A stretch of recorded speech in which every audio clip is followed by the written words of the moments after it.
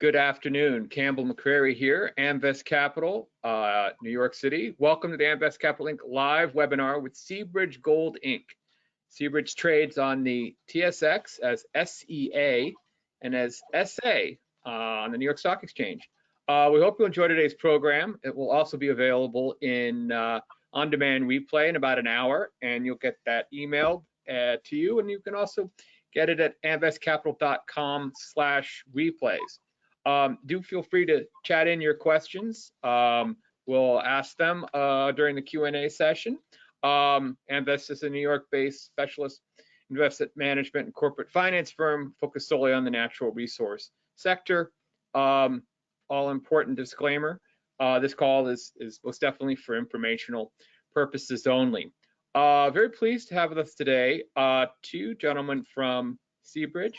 Rudy Frank, Chairman and CEO and co-founder, and Jim Anthony, co-founder as well of Seabridge and a significant shareholder. So pass the reins to you, Rudy, and if you want to turn on your webcam and introduce Jim, and we'll talk about gold a little bit and then dive in.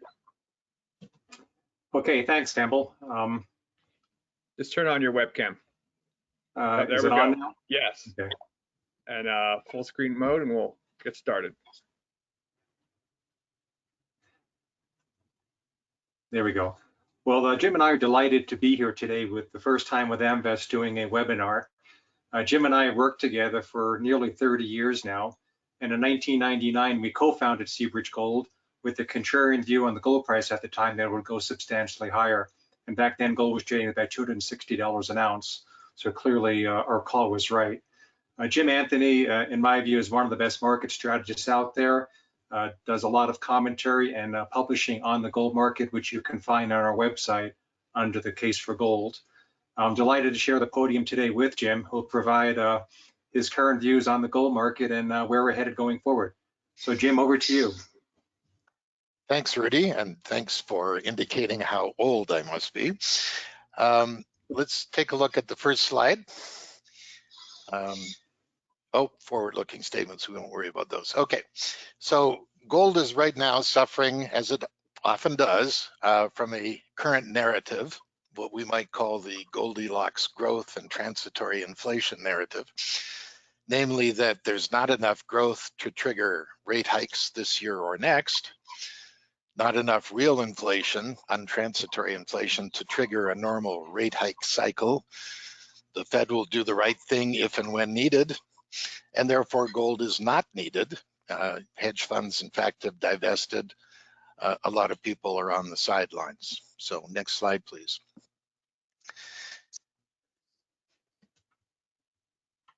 So let's look at another point of view, which is the bond market. The bond market usually gets the macro right. And in their view, judging from the behavior recently, inflation is still transitory, but so is growth. And yields are down since March 2021, suggesting that in the bond market's view, perhaps growth has peaked. So next slide, please. And in fact, there is evidence of declining economic growth, that perhaps the recovery, which was so strong out of the gate, is beginning to slow down. The June ISM services PMI fell to 60.1 from 64, below the estimates and at a 4-month low. And interesting, of 18 industries surveyed, 16 saw growth in June, but it was all 18 in May. If you look at the US new orders data, it's begun to enter a slowing pattern. And US composite PMI is in fact down from what appears to have been a high in May. Next slide, please. Now, a great leading indicator of future growth is the bank loans to private business. And this is a credit-based economy. It doesn't grow without fresh lending. And the clear trend shows a declining US private sector investment story. As you can see from the graph on the right, liquidity is not flowing to the major drivers of US economic growth. Next slide, please. And in fact, here's where the growth is coming from. The US federal government spending. 44% of nominal GDP is federal government expenditure in 2020. It'll be a little lower this year, but not by much. And in fact, if you deduct federal deficits from the GDP calculation, the US right now is in recession and has been for 5 years. Thank you, Mr. Gundlach, for that information. Next slide, please. Now, on the other hand, there is no indication of slowing inflation. We got some numbers yesterday, month over month, a 0.9% increase. And if you look at year over year, it's popped from 5 to 5.4 in June, the year over year inflation rate. And if you look to the right, US consumer inflation expectations, it's rising in parallel. The Fed told us that they were going to manage inflation expectations to keep them at 2 or under. Well, I think that battle has been lost. And as many of you would know, the expectation of inflation is one of the great leading indicators of more inflation. It's a self-fulfilling prophecy. And another little interesting fact for those who keep score at home, the Bureau of Economic Analysis has expressed concern about the accuracy of its owners' rent measure for how much of an increase we're getting in the housing sector. Potentially, this is a bombshell. They're looking at a market-driven measure of rents, and that's going to make real rates more negative, which is always a help to gold. So next slide, please.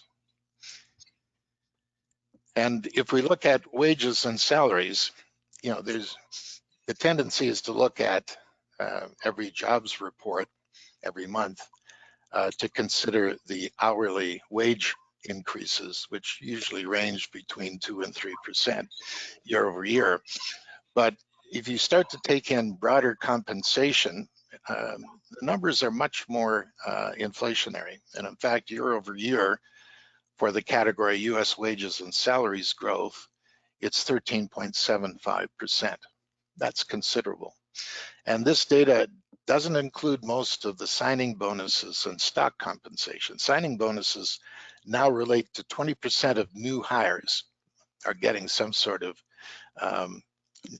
bonus to show up and take the job. And stock compensation is meanwhile working its way down the corporate ladder. So these numbers will in time be adjusted to reflect those items, and it's going to get higher. You can see on the right what the graph looks like. Okay, next slide, please. Now, this has to be seen, all of this, in the context of the US debt to GDP ratio, which has gone sky high over the last 18 months. Why is this relevant? Well, if you take the weighted average of US debt, the interest rate thereof, a 1% increase basically eliminates the US Navy. There is a very high degree of sensitivity in interest rate expenditure by the Treasury based on interest rates themselves, particularly because over 40% of the debt is in fact in short-term securities. So with that kind of sensitivity, there's not a lot of room to move. And we think the Fed in fact is hamstrung. And if you look at the 130% threshold that was established by Reinhardt and Rogoff some 3 years ago, in terms of what happens next, historically it is without any precedent, a story of default or rescheduling of debt in some form or another. Next slide, please. And tapering is not a very good option. We saw what tapering did back in 2014 with a debt to GDP ratio of 100%.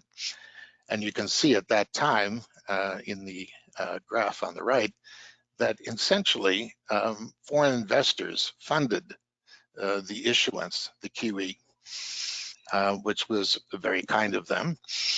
Now at 130%, the story has changed. The green line tells you what is happening to issuance, and as you can see, it is accelerating rapidly. The red tells you that foreigners are not standing for delivery. They are in fact reducing their holdings of treasuries, which leaves the Fed as the by far largest purchaser of US treasuries. Next slide, please. And here's something very interesting. We probably could not have got to a debt to GDP ratio of 130% without declining, that is negative, real rates. That is what has kept things relatively under control, so that we haven't seen acceleration in real debt. It's been undercut and maintained in a under relative control by the negative interest rate. And here we have a quote from Luke Groman of Forest for the Trees, which is a really interesting macro thematic newsletter that I could recommend to you, who says, unless real interest rates keep steadily falling toward minus 10% or lower, it is highly likely the US government will nominally default on US treasuries or entitlements, or both, without Fed help. Now, you may think that that is absolutely an impossible number, minus 10%, but it's worth noting that in 1951, when the Fed was engaged in a very stiff program of reducing the debt to GDP ratio, then running at 115%, it actually generated, for a period of 18 months, a negative real interest rate of 14%. Other countries were worse. Next slide, please. So our prediction for what lies ahead, that real growth is trending down. I think we're going to see that that continues, particularly if federal spending falls. Inflation is not transitory. In the service area, it never is. And even goods are being driven higher in price due to supply chain problems and labor problems. The Fed is not in a position where it can tighten in any significant way. Treasury deficits will grow, and the Fed will have to fund them because foreigners have backed away. Real interest rates will continue to fall. They must. And the Fed will have to ensure that they do. In which case, I think we can see a dollar collapse, perhaps 20%, and a real gold bull market. I don't think we've had one yet compared to what's coming, where a target of US $2,500 over the next year is reasonable. So back to you, Rudy. Thanks, Jim. Jim and I will both be available to answer questions later in the after I do my presentation.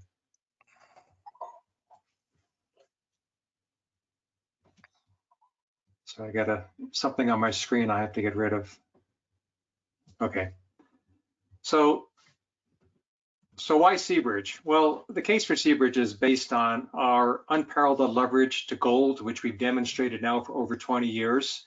But now also with the beginning of what we believe is a new super cycle in copper, also the leverage we provide to the copper price. And this leverage comes from 100% ownership of the world's largest undeveloped gold and copper project, namely KSM in British Columbia.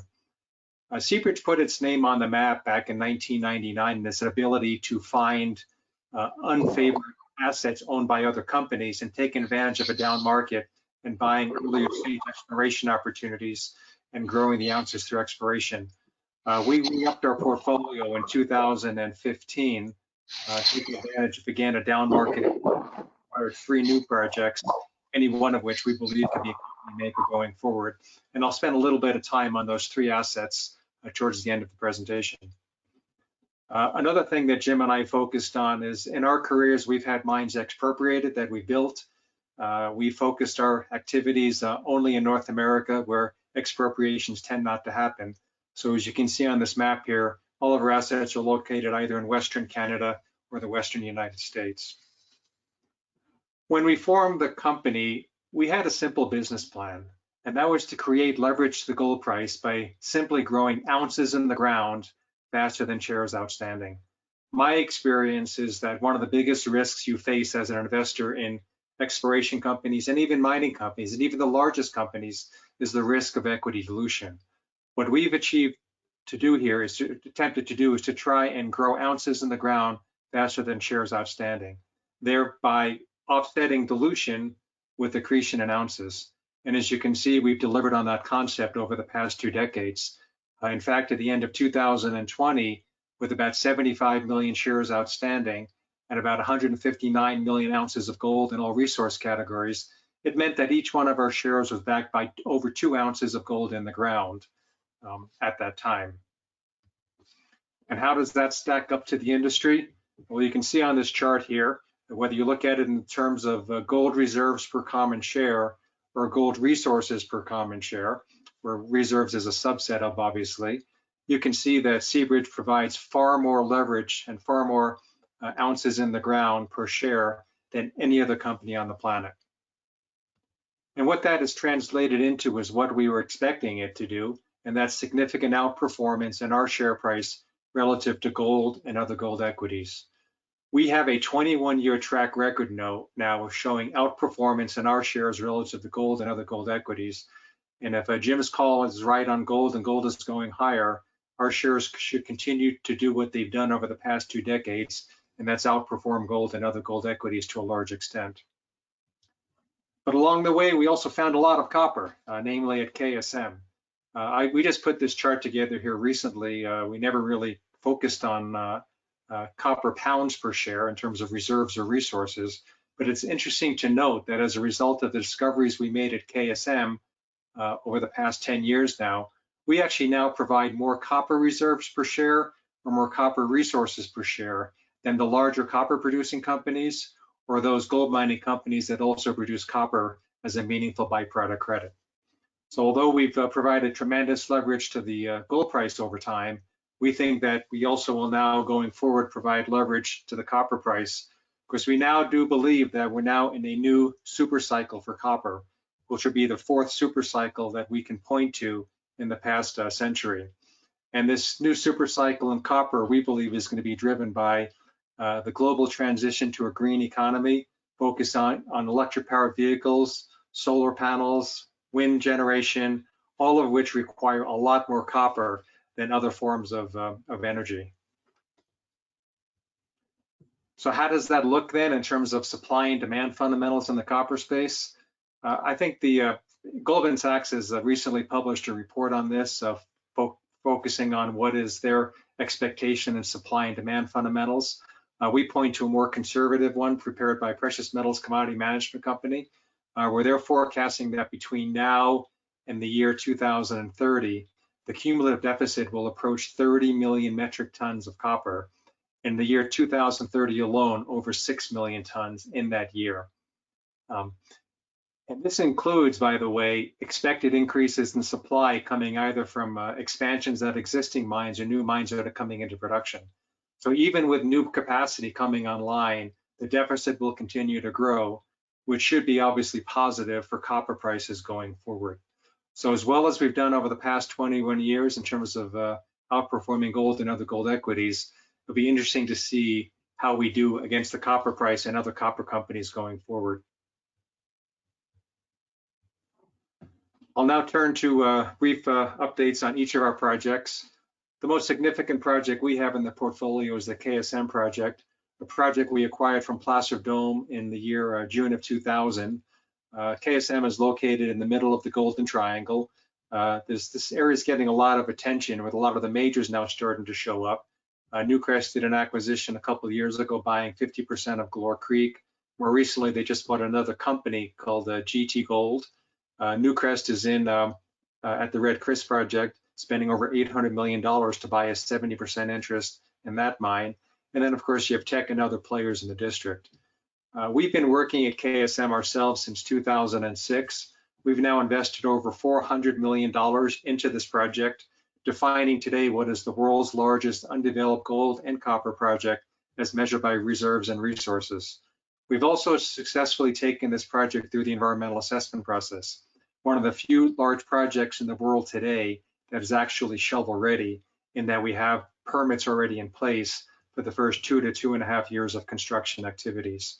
And to get to where we are today, we spent a lot of time working with the local indigenous groups, have support of all 5 of them in the area, and now we also have impact benefit agreements fully in place for the Niska Nation and the Telltale Nation. Another benefit that we've seen at KSM over the years is investment in infrastructure, fortunately coming from other people's money. We now have another major highway to the east of the project, Highway 37. Along that highway, the government of Canada and British Columbia has spent over $700 million extending the power grid, bringing cheap hydropower to the district here.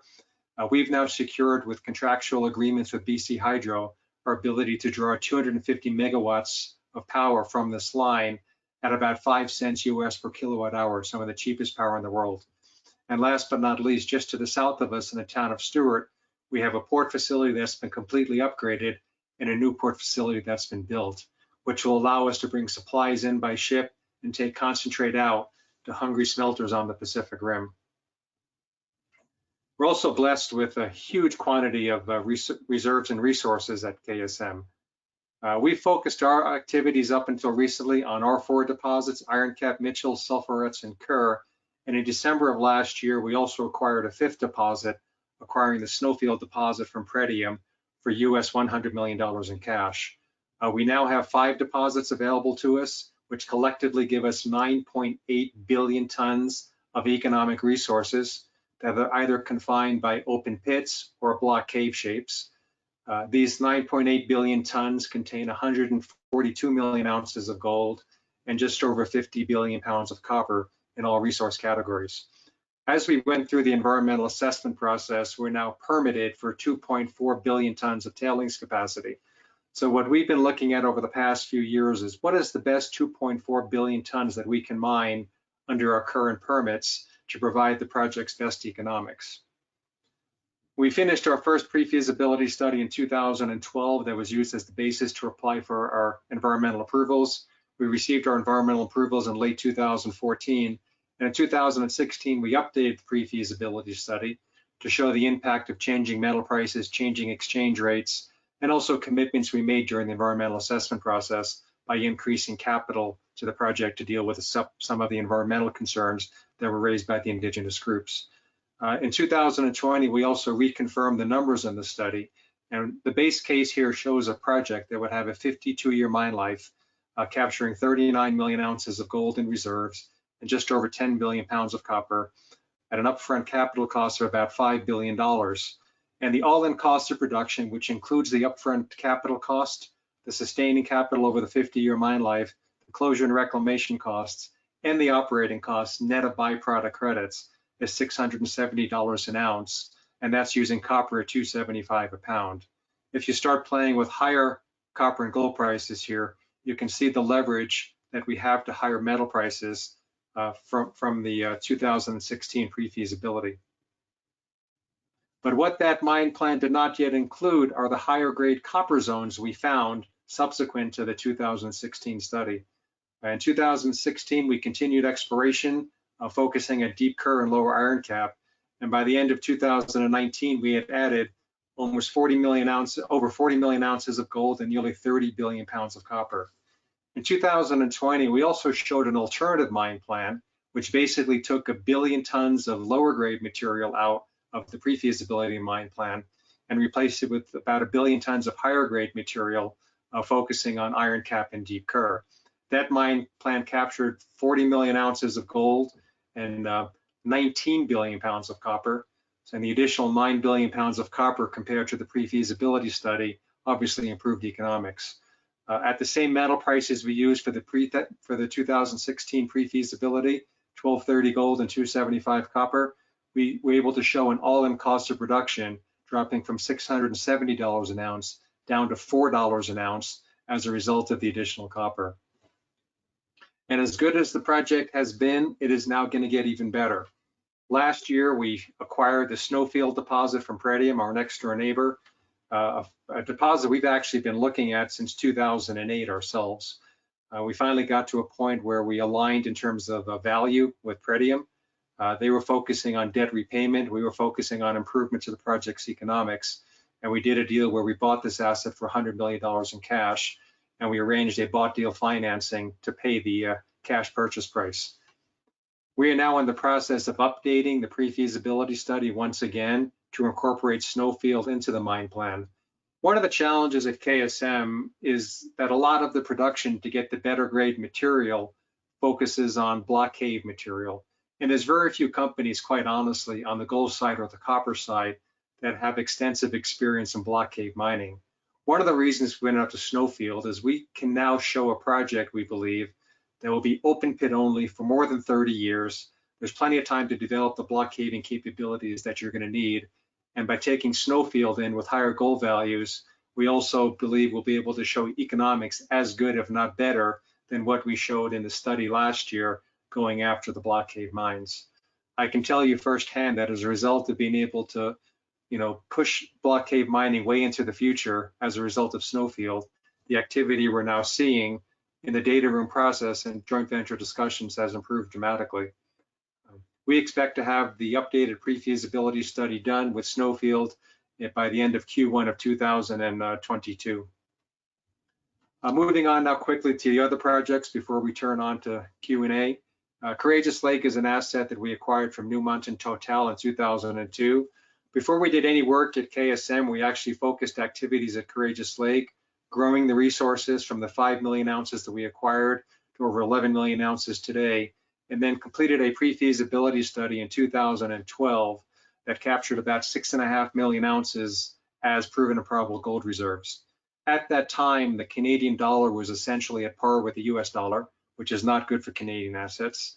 And as you can see here in the base case highlights of the 2012 pre-feas, it showed a fairly marginal project. Profitable, yes, but no one would go out and spend the $1.5 billion of capital to generate this kind of return. However, if you start to look at Courageous Lake in the context of today's gold price and today's exchange rate, a project that was marginal in 2012 looks very different today. In addition, over the past 2 years, we also did some independent studies looking at, is there a smaller starter project here at Courageous Lake before you bootstrap to the larger project, and came away with the realization that there is. We're now working with the banking group to look at what is the best way to unlock value for Courageous Lake. I would say that right now there's very little in our share price as a result of Courageous Lake. So stay tuned to what we might be able to do with Courageous Lake going forward, which could include an outright sale, a joint venture, or us just getting back to work on it ourselves. Where we've done best is through the drill bit. Our exploration team has found more gold over the past 15 years than any other company on the planet, and that includes all the majors. As I mentioned earlier, in 2015, taking advantage of a very down market like we did in 1999 when we started the company, we went out and started to rebuild the portfolio. And the first acquisition we did was Iskut in an area that we know quite well. Matter of fact, Iskut is located only about 30 kilometers as the crow flies from KSM. But more importantly, we believe it could be another KSM. We have the same age of mineralization, we have the same rocks, and we have the same structural elements that led to the deposits at KSM. We are now focusing on gold copper opportunities at Iskut. Last year, we hit our first zones of gold and copper. We still think we're outside of the heart of the system, but we're encouraged by what we were able to show there in terms of intersections of gold and copper, not that far below surface. We have a follow-up program planned for this year and should start drilling here within the next 2 to 3 weeks.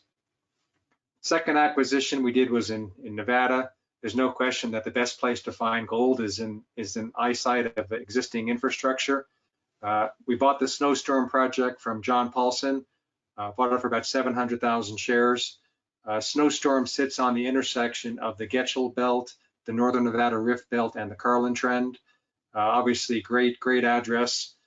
We've now been focusing on finding opportunities similar to Twin Creeks and Turquoise Ridge.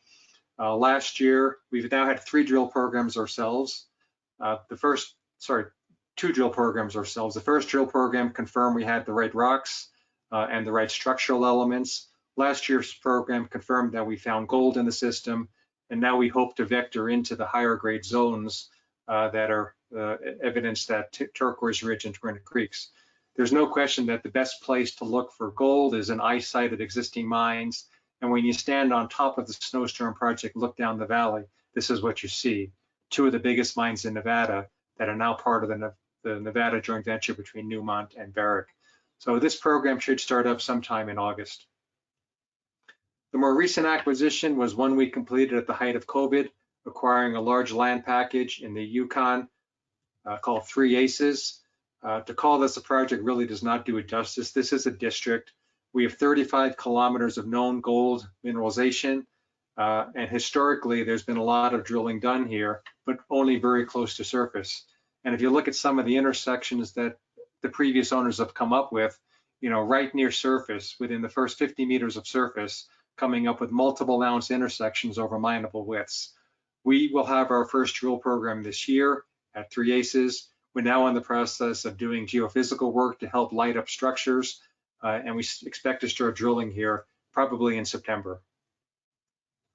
So wrapping it all together, why invest in Seabridge? If you think gold's going higher, that in itself is a reason to invest. We have a 21-year track record of outperforming gold and other gold equities. If gold is going higher, so should our share price. In addition, I think the market fully has not yet recognized the amount of copper we have. If copper is now in a new super cycle like we believe and going to higher prices, we believe that we should start to generate some value in the marketplace as a result of copper. You know that the most important thing that we can do as an organization is bring a partner in. Ounces in the ground is fine. Ounces in your pocket, they're worth a lot more. We've been talking now about a joint venture at KSM for a number of years. We've gotten very close a few times. In fact, we've turned down at least 5 different proposals over the years. Our focus is talking with the largest copper companies and the largest gold companies that have the financial, technical, and social wherewithal to build and operate a mine the scale of KSM. That's our focus. We believe now, as a result of metal prices as good as we've ever seen, dwindling reserves in the industry, both on the gold and copper side, the need for new projects on the copper side, and the amount of cash flows that these big companies are generating, that they will now be focusing on what comes next for them. And I think when I look at KSM relative to other opportunities that are out there, even opportunities within their own portfolios, I like our chances. And then last but not least is our ability to find gold. We've now re-upped the portfolio with 3 new projects, any one of which we can believe can be a company maker. And we will start exploration, more exploration on those this year. I think what I'd like to point out also is the concept of equity dilution. When Jim and I started this company in 1999, we took over a shell that had 17 million shares outstanding.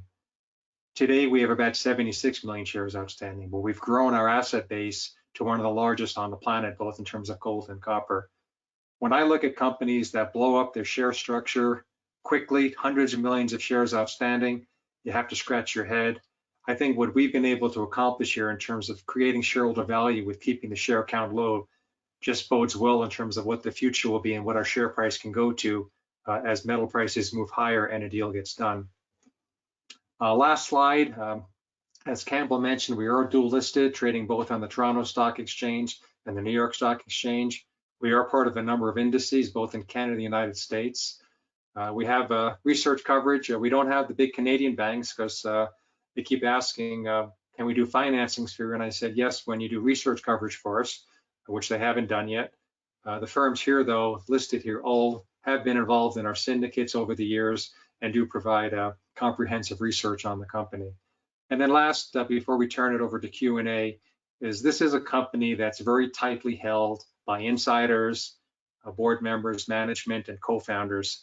Over 30% of the stock is held by people that have been involved with the company pretty much from day one.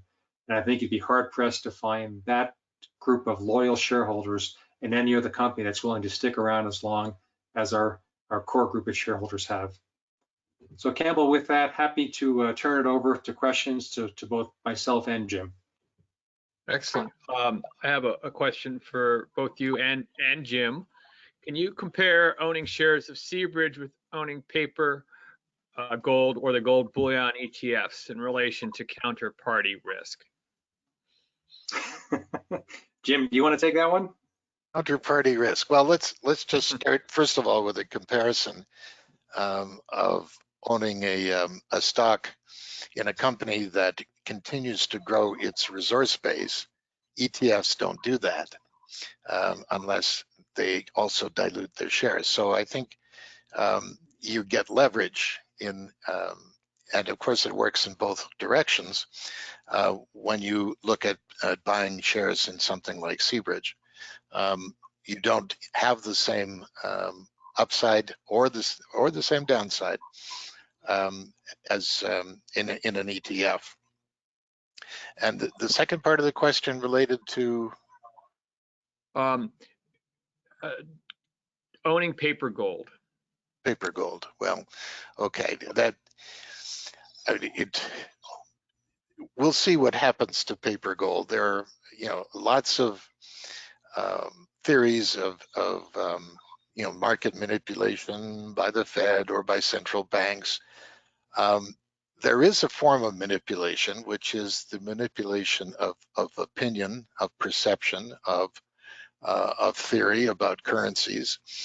But we do not see that there is outright manipulation of the gold price by central banks or by bullion banks, who I think are quite happy to make money on the upside and on the downside. They short things, they also go long. So, I don't think we should be terribly worried about that as an issue. Where the market works. Paper gold has, yes, it's diluted the demand for gold, providing a somewhat arbitrary supply. It looks like, due to changes in Basel III banking legislation worldwide, that this issue of dilution from paper gold is going to be reduced. There is action being taken by the Bank of International Settlements to reduce particularly the types of accounts that are not fully invested in gold, but hold paper gold instead, the so-called unallocated accounts. We think over time that the number of accounts holding paper gold will in fact reduce, and the physical will become more attractive.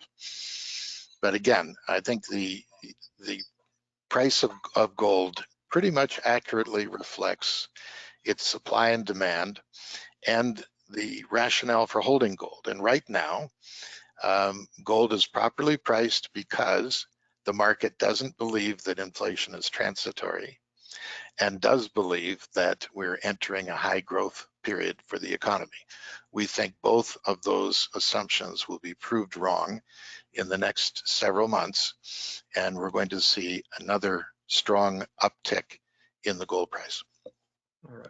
Yeah, if I can add to that answer, specific to comparing Seabridge common shares to, say, GLD, which is probably the best trading vehicle for physical gold.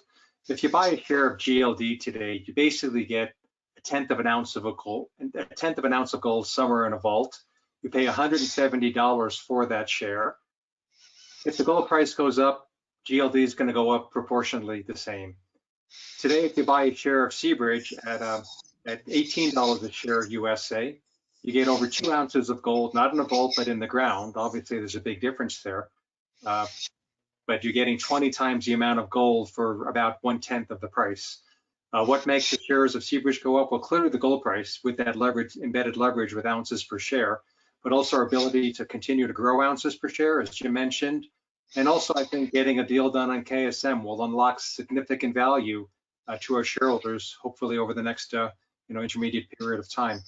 Thank you. I'm going to pass it over to Stuart, and please send in your questions and we'll circle back. I'm sure there'll be more, but definitely want to get over to Adam quickly. So Stu, anything before we pass this to Adam? Yeah, thanks the presentation, guys. And yeah, I like your history of like the share count. It's quite unusual compared to the Australian companies I'm more used to, who tend to have shares in the billions. Just if, I guess 2 questions from me. Have given your comments on like the gold price, have you been seeing, more generalist US investors go on the register in the last 12 months? Yeah, it's hard to actually see who's buying your shares because a lot of information is just through intermediaries. You don't see who's actually owning unless they show up with a 13D filing. What I will say is we have sticky shareholders. Fidelity, Van Eck, Weiss, Paulson, Kopernik, and Sprott have been long-term shareholders here. I do more presentations now to family offices that are looking at a way perhaps to deal with inflation, perceived inflation from their perspective. So I think we are starting to see some of that. I for one, though, I'm tired of doing these Zoom calls. I'm really looking forward to getting out on the road again and talking about our company face-to-face with investors and hopefully bringing new shareholders in the process. Yeah, I think we all are looking forward to getting on the road. Hopefully Denver Gold, first big one. And then just, comment, where do you see the kind of gold M&A market? There were a couple of big deals in the last, 12, 18 months, and just kind of get your thoughts on that. Well, I think the elephant in the room is the dwindling reserves in the gold industry. If you look at most of the majors today, they have maybe 10 years of reserve life left. Their reserves continue to shrink. The share counts continue to go up, by the way. We always think that these big companies don't dilute their shareholders. I remember when just a few years back, we looked at the share count at Newmont. It was 300 million shares. They're now up to 800 million shares. They're producing less gold today than they did back then, and they have less reserves. And I think that's really what the gold industry needs to focus on, is replacing their reserves. And they're not finding it themselves. I mean, let's face it, they're not very successful in terms of finding new deposits. Maybe at existing mines they can add along the edges, but not finding new big projects. So I think that we're now starting to see the big companies focusing on M&A again, because they have to, because they're running out of reserves. On the copper side, I think it's a bit different. It's really new projects need to be built to satisfy increasing demand that we're going to see grow substantially over the next decade because of the green energy initiatives. So they too need to find new projects. And if you look at a lot of the projects, the copper projects that are getting looked at around the world today, they're in some pretty scary places. Chile isn't what it used to be. Peru is a challenge, Mongolia, some of the African countries that have it. I like where we sit with our assets in a market where copper companies and gold companies need new projects. We're in one of the safest jurisdictions with the project that is through the environmental assessment process with permits in hand, and a project that quite honestly shows tremendous capital efficiency on a multi-generational production base. Yeah, thank you. I'll pass on to Adam. Thank you, Stu. Yes, excellent presentation. Couple things come to mind, Rudy. With such a huge resource base at KSM, it's almost a challenge for investors to get their arms around the size. And so how would you sort of relate in a simple way the size of KSM, from a resource base and from a production base versus the major gold producers today? Great question. You're absolutely right. I mean, the size here is it's unparalleled anywhere in the world. I mean, Pebble is a big project. We have more gold than they do. They have a bit more copper, but they're also challenged from the environmental side. I think one of the things we have going forward, just though, Adam, is size is obviously an issue here. Capital costs are an issue, but that's what these big projects cost to build. I think one thing we have going for us is really the optionality in terms of our 5 deposits. You have Mitchell, Snowfield, and Sulphurettes that are more gold dominated. So for a gold company, they can come in and just focus on open pit mining at Mitchell, Snowfield, and Sulphurettes and not worry about the block caving or the copper. They'll still get copper from all 3 of those deposits. And then from a copper company's perspective that really wants to go after the higher grade copper, you have Ironcap and Kerr. We've talked about a long time that in our view, there's really maybe only 7 companies on the planet that have the financial, technical and social wherewithal to build and operate a project like KSM. That's our focus. That's why it's taken so long to get a deal done. The market environment now is as good as it's ever been. But you're absolutely right. This is a huge project. But when you think about it from a copper company's perspective, and I do believe that it's more likely we get a deal done with a copper company. They understand multi-generational projects. They need new projects in safe jurisdictions, and we have a lot of copper here with good gold credits from their perspective. Another unique thing about KSM is if you look at it from a copper company's perspective, that would take gold as a byproduct against operating costs. Your operating costs to produce copper are negative. Conversely, if you take it from a gold company side here that takes copper as a byproduct credit or as a co-product, you're looking at a project that can produce gold on a negative cash cost basis as well because of the copper credits. You know as well as I do, Adam, there's very few projects around the world that you can get to both sides of the equation like we can here at KSM. And I think that's what will help us to get the deal done. I mean, it's not like we couldn't have gotten a deal done. As I said, we have turned down a number of proposals. We're pretty specific in terms of what we're looking for. We'd like to keep 30 to 40% of this project in the hands of Seabridge, but not have to come up with anywhere near 30 to 40% of the capital to build the mine. We're looking for a partner that's willing to come in, complete bankable feasibility, make a construction decision, arrange project financing, sole fund the project up to a certain point, and then we step in with our capital at some point to complete the mine construction.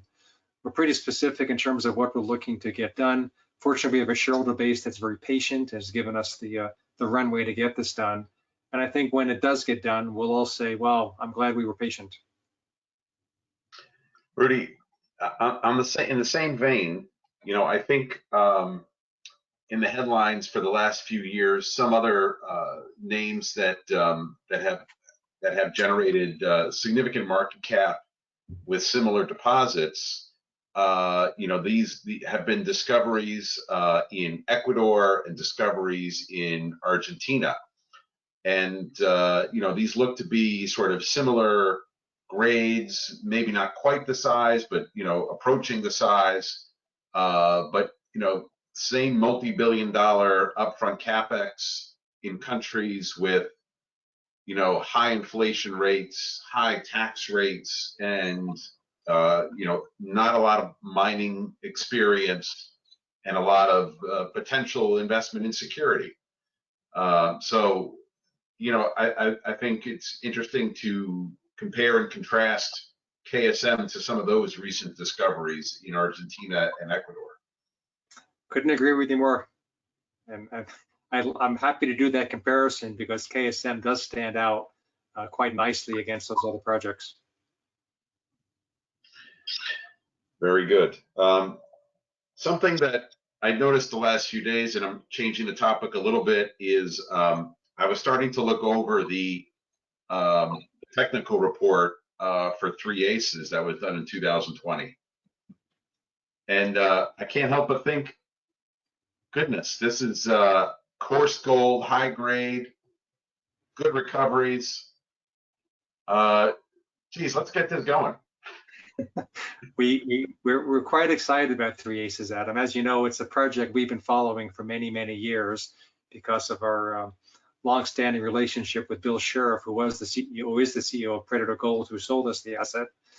Bill Threlkeld, our head of exploration, has been an advisor to Predator Gold over the past few years and focused on the 3 Aces project. We think that there's a lot of runway in front of us there. They did all of their drilling shallow. They actually ran some bulk samples. They were getting 90% recovery of the gold in just a gravity circuit. I think they produced over 10,000 ounces from less than 10,000 tons of material right from the surface. I think what's missed though is the down dip extension potential that we have that's never been looked at. If they did try to get it, they never pierced it. They got drilled from the wrong side. And then also some of the work we've done already this year is indicating that there's parallel structures there, very similar to the structure that hosts the gold already. We're right in echelon with that structure. So we're excited about that one, Adam. One thing that we would love to find is a high grade component to Seabridge, which 3 Aces could represent. I know, Seabridge's core competencies are, buying assets, finding gold, developing assets, bringing them forward. But gosh, I'd love to, with those kind of grades and recoveries, be great to have a little operation going. Maybe at some point you'd consider that. Not likely. One of our guiding principles is we will not build mines ourselves. We will partner up with the right partner at the appropriate time if that's the best way to drive value, or we will sell assets. I mean, let's not forget that over the years, we did sell a number of non-core assets and have already generated in excess of $75 million in non-core asset sales, to help keep the share count low and reinvest those dollars back into assets that we think can continue to drive value, like Courageous Lake did, KSM has done, and hopefully these others as well. Excellent, excellent. With that, let me turn it back to Campbell to see if there's additional questions from the listening audience. Okay, and Adam, just shoot me a note if you have any follow-up after that. It's paraphrasing, just for the heck of it, can you tell us approximately what the top bid terms were for KSM that you've turned down? No, I can't. They're called confidentiality agreements for a reason. Yeah. Does the road agreement with SK impact the plans to build a tunnel through Tudor's Treaty Creek? No, it does not. We, if you look at the development plans for KSM, we had two major roads coming in, one coming in from the old SK Creek mine, which is the agreement we reached with SK Mining to joint fund the first 9 kilometers of that road, which we're now working on. Another road comes in from Highway 37 to where our mill will be into the saddle area. And then the mine area will be connected to the mill through a twin tunnel system that goes partially through our next door neighbor's ground. Okay.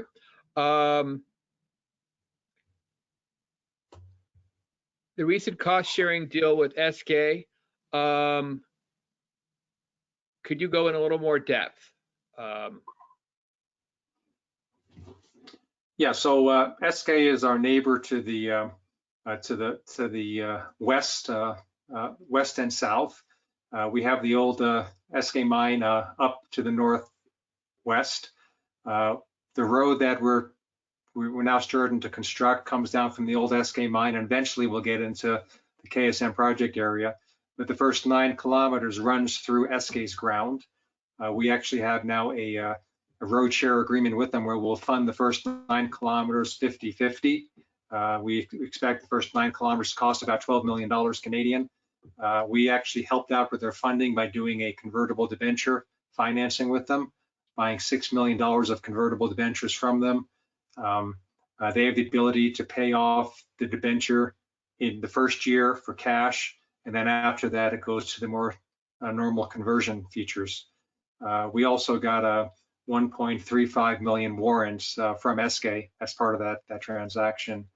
I think what we try to do is work very carefully and closely with our neighbors.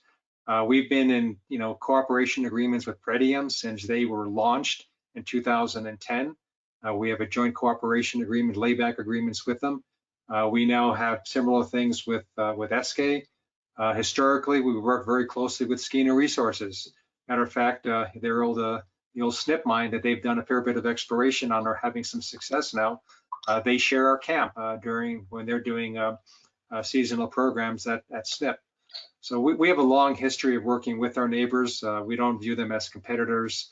The more that we can bring to the forefront of how exciting the Golden Triangle is, I believe that the Golden Triangle over the next decade will become probably the most prolific mineral system in the world, and a number of mines that'll be planned between now and then by ourselves and some of our neighbors.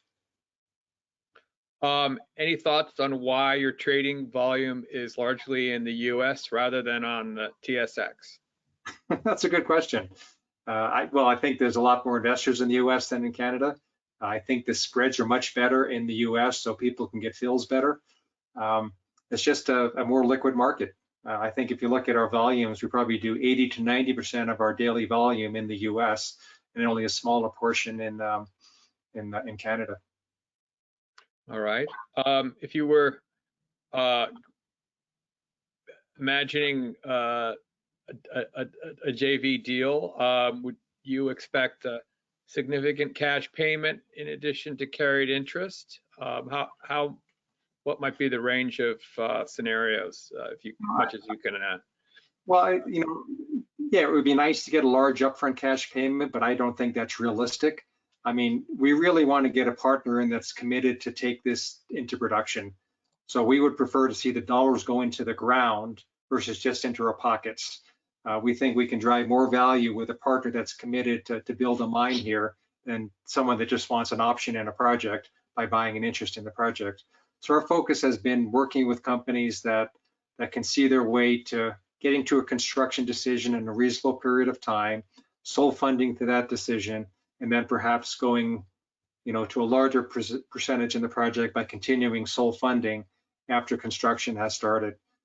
As I mentioned, we'd like to keep 30 to 40% of the project, but come up with maybe 10 to 20% of the capital towards the back end of construction would be ideal for us.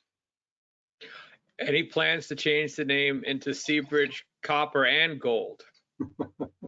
We actually discussed that, and we ran it by a couple of our longstanding shareholders who are prolific gold bulls, and they're, nope, that just dilutes the brand. We're a gold company.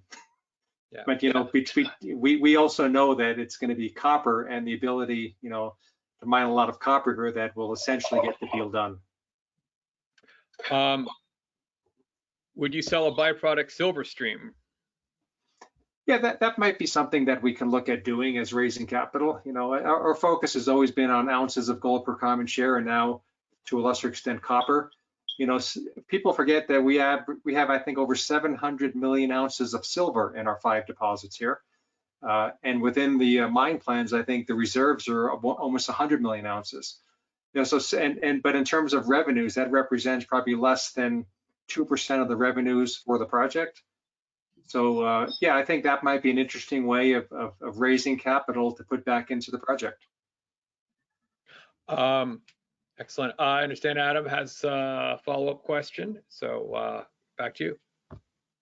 Rudy, I know you've had lots of confidential dealings with major mining companies in regards to development of KSM.